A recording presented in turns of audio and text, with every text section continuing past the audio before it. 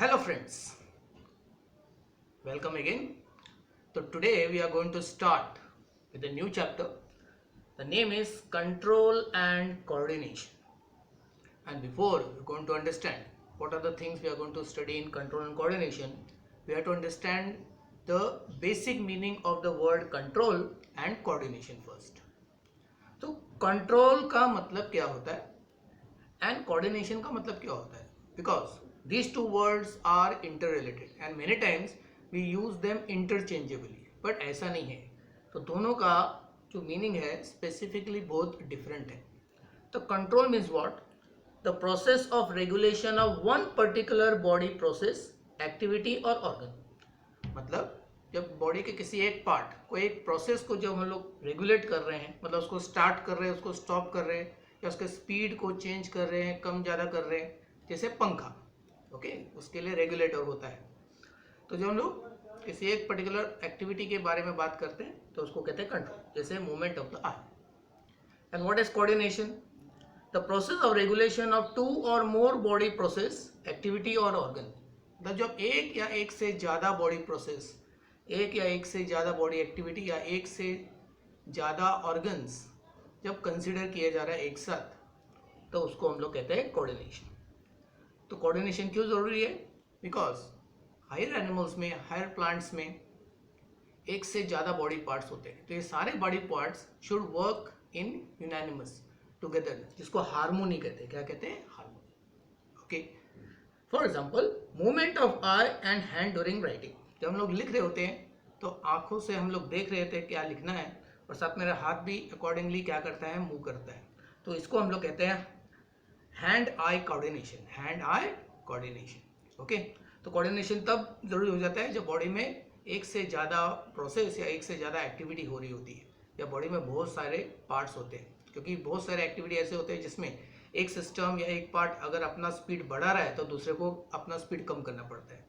दूसरे केस में क्या होता है कि कभी कोई प्रोसेस अगर फास्ट हो गया या बढ़ गया उसका एक्टिविटी, तो दूसरे प्रोसेस को भी अपना एक्टिविटी फास्ट करना पड़ता है. जैसे जब हम लोग भागते हैं, दौड़ते हैं, तो व्हाट यू कैन सी कि हमारा हार्ट बीट भी बढ़ता है, साथ में हमारा ब्रीदिंग रेट भी बढ़ जाता है. और जब हम लोग शांत हो जाते हैं तो हम लोग हार्ट बीट फिर से नॉर्मल हो जाता है, और फिर हार्ट बीट के साथ साथ ब्रीदिंग रेट भी क्या हो जाता है, स्लो हो जाता है.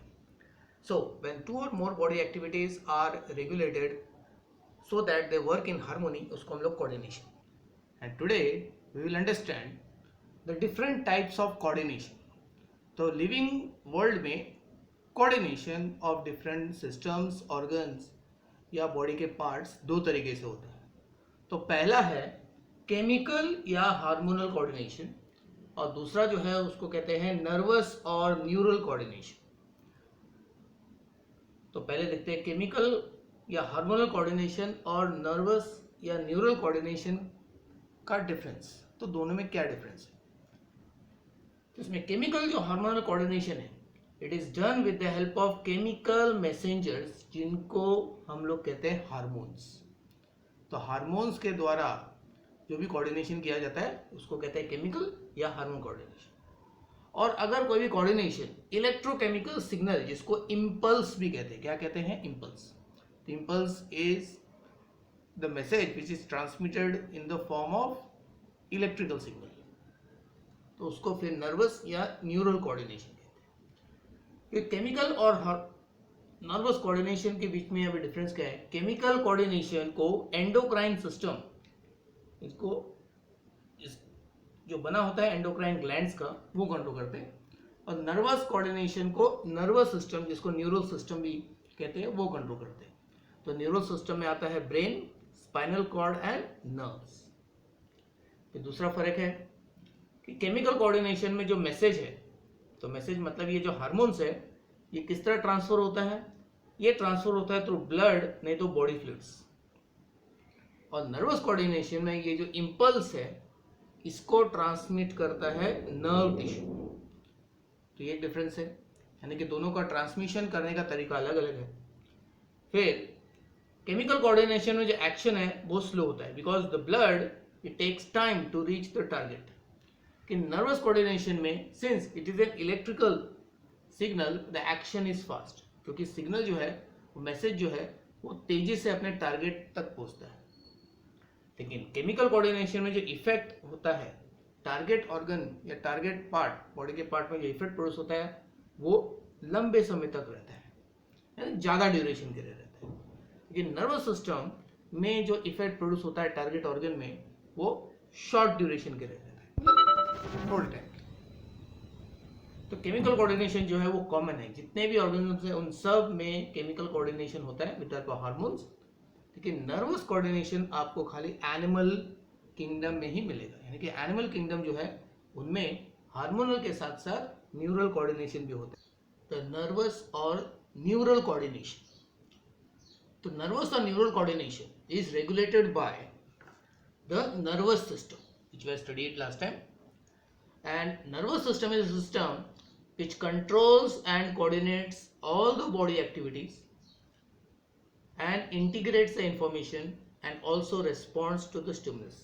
तो इसका मतलब ये होता है कि बॉडी के ज़्यादा करके एक्टिविटी का कंट्रोल नर्वस सिस्टम की करता है, साथ में जो इंफॉर्मेशन है बॉडी के एक पार्ट से दूसरे पार्ट में फ्लो करने के लिए भी नर्वस सिस्टम ही काम करता है।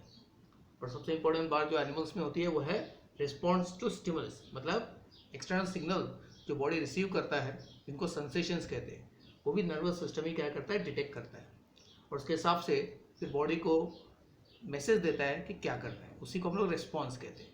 तो स्टिमुलस जो है वो डिसाइड करता है कि बॉडी किस प्रकार रिस्पॉन्स देगा, इसी को हम लोग कहते हैं सेंसिटिविटी। नाउ तो नर्वस कोऑर्डिनेशन इसमें 3 मेन कंपोनेंट्स हैं। पहला है ब्रेन, दूसरा है स्पाइनल कॉर्ड और तीसरा है नर्व्स। तो brain, spinal cord and nerves वो बनता है स्पेशल टिश्यू का जिसको कहते हैं नर्व टिश्यू या नर्वस टिश्यू, जो हमने 11th स्टैंडर्ड में पढ़ा था।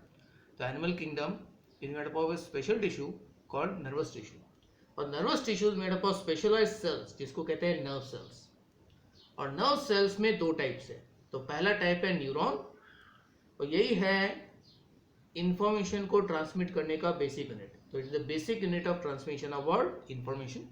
और इन सारे न्यूरॉन्स को जो सपोर्ट करता है, इसके साथ एसोसिएटेड रहता है, इसको प्रोटेक्शन देता है, उनको कहते हैं neuroglial cells. So they are the supporting and associated cells. तो राइट साइड में आपको पिक्चर दिख रहा है, इसमें रेटिना जो हमारी आँख है, आँख के जो इनर मोस्ट लेयर है जिसपे पिक्चर क्रिएट होता है उसको कहते हैं रेटिना। तो रेटिना का एक सिंगल न्यूरॉन आपको इधर दिख रहा है। Now let's see how the nervous system has evolved in the animal kingdom. The most primitive type of animal, they are sponges. They have got diffuse type of nervous system. They are made up of only nerve cells. उनमें body में खाली nerve cells होते हैं। लेकिन पहला animal जिसमें nerve cells are interconnected to form a network वो है हमारा hydra, which is belonging to Coelenterata. So Coelenterata body is composed of nerve cells which are interconnected to form the nerve net. इसके बाद में आता है planaria. तो planaria में there are 2 lateral nerve cords which are interconnected by transverse fibers. तो उससे एक लैडर टाइप का you can see नेटवर्क जैसा बनता है। इसके बाद में earthworm and insects they got develop उनकी बॉडी में हर सेगमेंट में छोटे छोटे गैंग्लियंस तैयार होते हैं। Last time we studied about cockroach, तो they show ganglionated type of our nervous system. तो it is much more developed as compare to hydra and what planaria. इसके बाद में starfish also have a network type of nervous system, but the most developed nervous system is found in what vertebrates. उसमें भी सबसे ज़्यादा develop किसमें है, human में। तो human has the most developed nervous system having a neural tube along with the ganglions and what nerves।